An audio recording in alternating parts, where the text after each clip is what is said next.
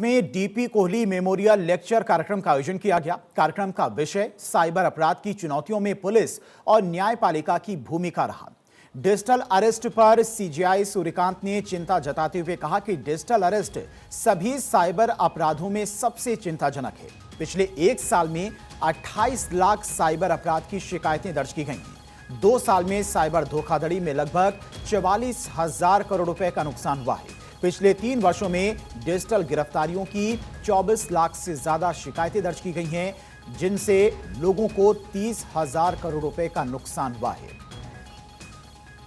In the span of just 2 years, 24 and 25, citizens have collectively lost close to rupees 44,000 crore to cyber fraud.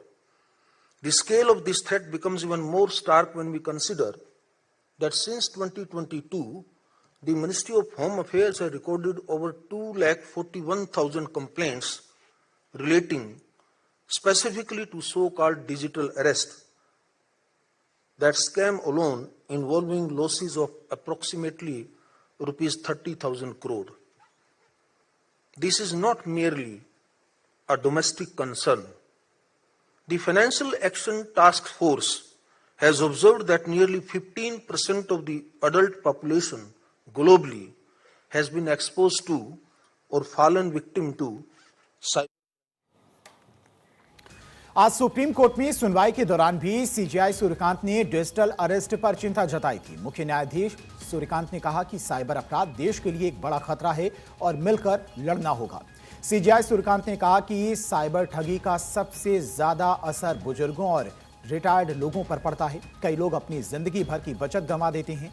ऐसे मामलों में सिर्फ पैसा नहीं जाता है, बल्कि आत्मविश्वास और मानसिक शांति भी छिन जाती है।